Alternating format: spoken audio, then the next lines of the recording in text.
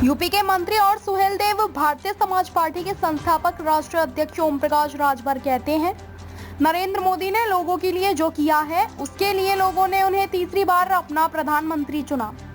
कल तक विपक्ष कहता था कि सरकार नहीं बनेगी, लेकिन सरकार बन गई। अब जब सरकार बन रही है तो कह रहे हैं कि ये टिकेगा नहीं। अब जब सरकार अपना कार्यकाल पूरा कर लेगी तो वे क्या कहेंगे? देखिए, जनता की सोच थी, जनता के लिए जो माननीय नरेंद्र मोदी जी ने किया है और जनता ने वोट दे करके माननीय नरेंद्र मोदी जी को तीसरी बार प्रधानमंत्री बनाने के लिए बहुमत दिया है। सर, आप खुश हैं? हम 100% खुश हमेशा रहते हैं, हम कभी ना खुश रहते ही नहीं हैं। सोनिया गांधी ने कहा है कि ये मोदी की नैतिक हार है, उनको इस्तीफा देना चाहिए और राहुल गांधी को लीडर ऑफ अपोजिशन बनाया जाए। देखिए, कांग्रेस का अपना काम है और सोनिया जी कह रही हैं तो बड़ी लीडर हैं। वोट से सरकार बनती है, वोट से सरकार गिरती है। एक वोट से अटल जी की सरकार गिरी थी, याद होगा। बहुमत मोदी जी के साथ है।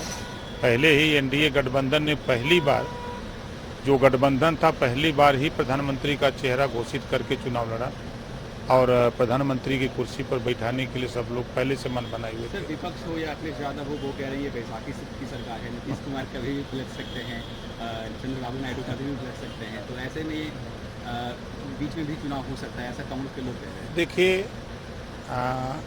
विपक्ष कल तक ये कहता था सरकार नहीं बनेगी, अब सरकार बन गई। अब कह रहा है कि लंगड़ी सरकार है, सरकार नहीं चलेगी। 5 साल जब सरकार चल जाएगी तब क्या कहेंगे? विपक्ष का काम है, देखिए, लोग अपने मुद्दे से भटक गए हैं।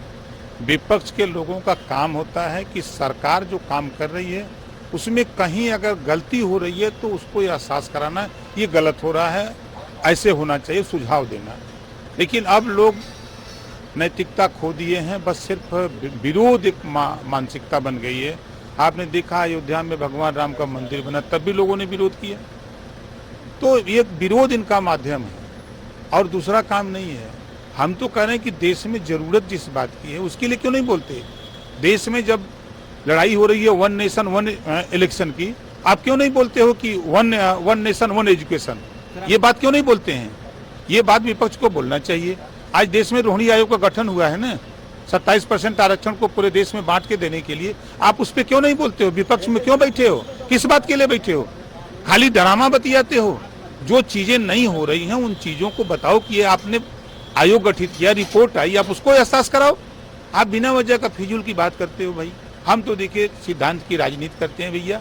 हम पिछड़ों के चाहते हैं, पिछड़ों का हिस्सा चाहिए, पिछड़ों की लड़ाई होनी चाहिए, पिछड़े जो उनको एक समान अधिकार, फ्री शिक्षा की बात होनी चाहिए। आज मोदी जी ने तो किया है, सोलर पैनल दे रहे हैं, 75% सब्सिडी पर लगा के बिजली का बिल माफ कराओ। सिर्फ चुनाव